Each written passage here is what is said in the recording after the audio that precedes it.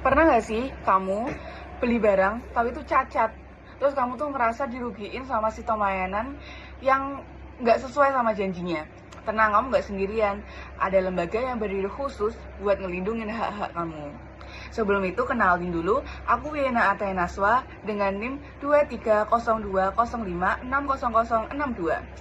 Saya dari Prodi Ilmu Hukum Fakultas Syariah dan Hukum Universitas Islam Negeri Wali Songo.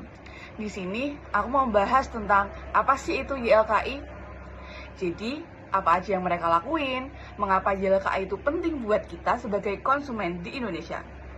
Jadi, YLKI adalah singkatan dari Yayasan Lembaga Konsumen Indonesia. YLKI itu didirikan pada 11 Mei 1973 di Jakarta. Lembaga ini tuh hadir atas kepedulian sekelompok orang atau sekelompok tokoh masyarakat yang melihat betapa lemahnya posisi konsumen yang ada di Indonesia. Pada masa itu, sejak awal berdirinya, YLKI itu hadir sebagai organisasi nirlaba yang independen, tidak berpihak pada pemerintahan atau pengusaha manapun. Pure karena nurani sekelompok manusia atau sekelompok orang dalam masyarakat untuk kepeduliannya demi perlindungan konsumen di Indonesia. Lalu, apa aja sih perannya dalam peran YLKI ini? Lantas, apa aja sih tugas dan peran YLKI? Yang pertama, menerima dan menangani pengaduan konsumen.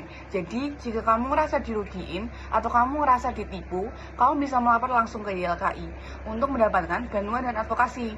Yang kedua, YLKI itu juga bisa melakukan uji dan penelitian produk. Jadi, YLKI itu secara aktif menguji berbagai produk yang beredar di pasaran, mulai dari makanan, obat-obatan, hingga elektronik untuk memastikan keamanan dan kualitas bagi konsumen. Ketiga, edukasi konsumen.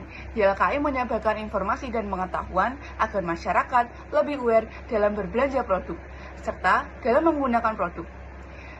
Lalu, YLKI semakin kuat sejak lahirnya Undang-Undang Perlindungan Konsumen, yaitu Undang-Undang Nomor 8 Tahun 1999. Undang-undang ini menjamin hak-hak dasar konsumen seperti hak atas keamanan, hak untuk mendapatkan informasi yang benar, hak untuk didengar pendapatnya, serta hak untuk mendapatkan ganti rugi. YLKI berperan aktif dalam mengawal pelaksanaan undang-undang ini di Indonesia. Di era digital ini, peran YLKI justru semakin krusial. Belanja online, iklan yang menyesatkan, hingga data pribadi yang disalahgunakan.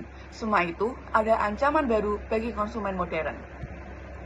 YLKI terus beradaptasi dengan zaman dengan mengadvokasi perlindungan konsumen digital dan mendorong regulasi yang lebih berpihak kepada masyarakat. Jadi, YLKI itu bukan lembaga biasa ya.